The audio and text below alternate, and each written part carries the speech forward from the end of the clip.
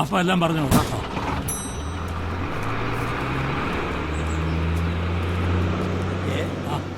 അല്ല, ഇതാരും നാരായണ മേസ്ത്രിയോ? കൊറേ കാലമല്ലേ ഈ ബൈക്കൊക്കെ കണ്ടിട്ട്. പണിത്തിരക്കല്ലേ അലീക്ക, ഗുരുവിന്റെ പണി എന്ന് പറഞ്ഞാൽ നിസ്സാര കാര്യമാണ്. ഇങ്ങ ഗുരു മഞ്ചൊക്കെ ഒരുപോലെ തന്നെയല്ലേ? അല്ല, നമ്മുടെ തൃപ്പുത്രനെവിടെ? ഓനിപ്പോ പ്രൊമോഷൻ കിട്ടിയില്ലേ? ഓനെ നമ്മള് മാനേജറാക്കി ടൗണിൽ സാധനം എടുക്കാൻ പറ്റിയിരിക്കുക. ഓനില്ലെങ്കിൽ നമ്മളെ കാര്യം വലിയ പാടായേനെ. ഇക്കയുടെ ചികിത്സക്ക് എങ്ങനെ പോകുന്നു? അതൊക്കെ ചോറായിട്ട് അങ്ങനെ പോകുന്നുണ്ട്. നേരത്തെ മാസം പോയിരുന്ന് ആഴ്ചയിലാക്കി. ചോര മാറ്റലേ. പിന്നെ മെഡിക്കൽ കോളേജ് കാണേ ഞമ്മക്കൊരു ആശ്വാസ. പടത്തോന്റെ അടുത്ത് എത്തിയ പോലെ. ശരി. അല്ല, ഒരുക്കി തന്നെയാണല്ലോ വരവ്. കെട്ടിയൊക്കും നോക്കും, പിന്നെ അവനും കുറച്ച് ഡ്രസ്സാ. വല്ലപ്പോഴും അല്ലേ വരവ്. അല്ലെങ്കിൽ നാരായണൻ കുടുംബശ്രീയാ, അതിന്റെ ഓണം പടത്തോൻ തരും. ശരി. എന്തിനെ ലക്ഷ്മി?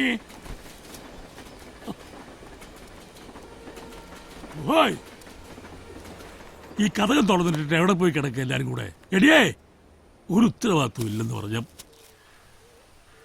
എത്ര നേരമായി കിടന്ന് വിളിക്കുന്നു. ഈ വീട്ടിൽ നിന്ന് ആരെങ്കിലും എന്തെങ്കിലും എടുത്തോണ്ട് പോയി നിങ്ങൾ അറിയാലോ. ഞാൻ അപ്പുറത്തുണ്ടായിരുന്നു. ആ, വരുന്ന വഴിക്ക് അലീക്കെ കണ്ടായിരുന്നു. പഴയലും ക്ഷീണിച്ചു ആള്. നന്ദു സാധനങ്ങൾ എടുക്കാൻ ടൗണിൽ പോയിരിക്കാന്നാ പറഞ്ഞേ. ഇനിയിപ്പൊ കടയൊക്കെ പൂട്ടിയിട്ട് വരാൻ വൈകുമായിരിക്കും. ലക്ഷ്മിയോ? അവളെവിടെ? അവള് കുളിക്കുക. ഇതെന്താ ഇപ്പോ ഒരു മുന്നറിയിപ്പും ഇല്ലാതെ? കഴിഞ്ഞ തവണ വന്നിട്ട് പോകുമ്പോ ഉത്സവത്തിനെ എത്തുന്നല്ലേ പറഞ്ഞത്? ആ, പെട്ടെന്നൊന്ന് വരണമെന്ന് തോന്നി.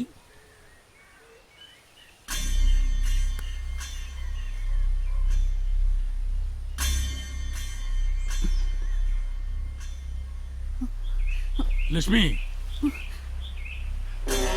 ഇവിടെ വാ.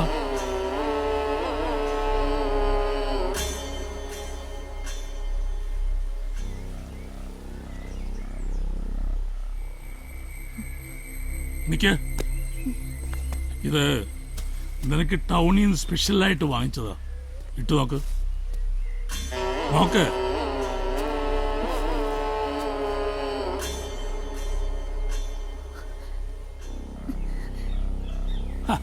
ഇതെന്താ കുളി കഴിഞ്ഞ തലശ്ശേരിക്ക് തോർത്തണ്ടേ?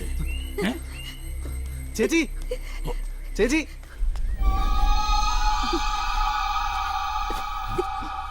നീ എന്താ ഇത്ര നേരത്തെ?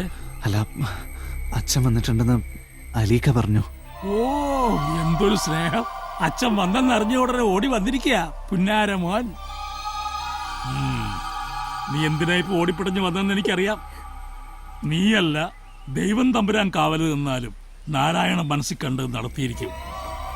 തള്ളയും മക്കളും മറന്നുപോയി. ഒന്നുകൂടെ പറയാം, പണ്ട് ഇവളുടെ ആദ്യത്തെ കെട്ടിയോൻ എന്ന് വെച്ചാൽ ഇവളുടെ തന്ത, അതായത് എന്നെ പണി പഠിപ്പിച്ച ആശാൻ, വിശാഖപട്ടണത്ത് പണിക്ക് പോയിട്ട് ബോട്ടുകാർ ശവം പായി പൊതിഞ്ഞ് ഇവിടെ കൊണ്ടുവന്നപ്പോ എങ്ങോട്ട് പോണമെന്നറിയാതെ മിഴിച്ചു നിന്ന നിന്നെ ഇവളെയും പോറ്റാൻ ഈ നാരായണനെ ഉണ്ടായിരുന്നുള്ളൂ. അത് നിന്റെ സൗന്ദര്യം കണ്ടിട്ടൊന്നും അല്ല.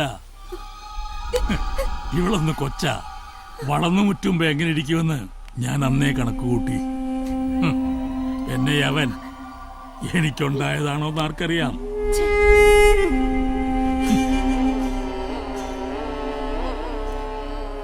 കാര്യങ്ങൾ തിരിച്ചറിഞ്ഞ് സ്വമനസാലെ വഴങ്ങുന്നതായി എനിക്കിഷ്ടം. അതല്ല ബലം പ്രയോഗിക്കാനാണെങ്കിൽ ഓർത്തോ, തള്ളേ മോനൊന്നും എനിക്ക് പ്രശ്നമല്ല. ഇതാര്? പ്രഭാകരൻ നായരോ?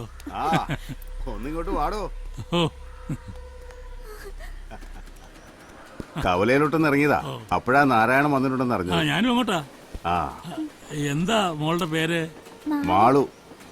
നല്ല പേര്. ഞാൻ വന്നാ പിന്നെ പുറകീന്ന് മാറൂല. ആ, അങ്ങനെയാ പെൺകുട്ടികള്.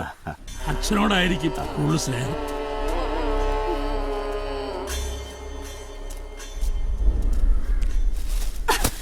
സമ്മാനവുമായി വന്നിരിക്കുന്നു. ഈശ്വര, എന്നാണാവോ ജീവിതത്തിലേക്ക് രണ്ടാമതൊരു തുണ വേണമെന്ന് തോന്നിയത്? നാളെ നീളെ പെണ്ണ് കെട്ടി നടക്കുന്ന ഈ ചെകുത്താനെയാണല്ലോ എനിക്ക് കിട്ടിയത്. അയാളുടെ മോഹം നടക്കില്ല. അതിനു മുമ്പേ എന്റെ കുട്ടികൾക്ക് വിഷം കൊടുത്തിട്ട് ഞാനും ചാവും, ഉറപ്പാ.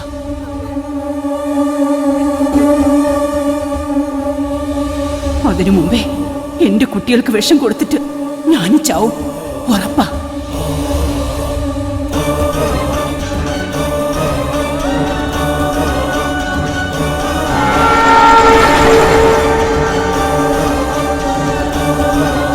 എന്തിനാണ് 3 ജീവൻ ഇല്ലാണ്ടാവുന്നത്? പകരം ഒരു ജീവൻ എടുത്താ പോരെ?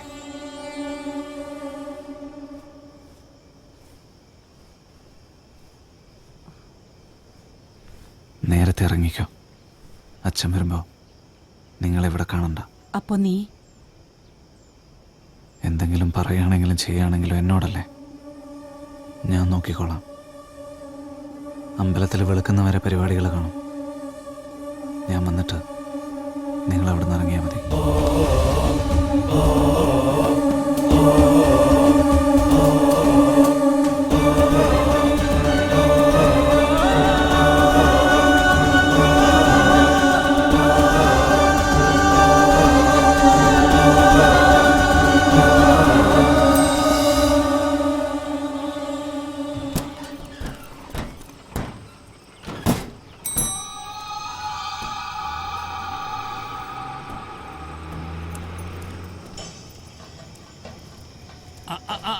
എന്താ മാളൂട്ടി, ബലൂണൊക്കെ ഉണ്ടല്ലോ കയ്യില്.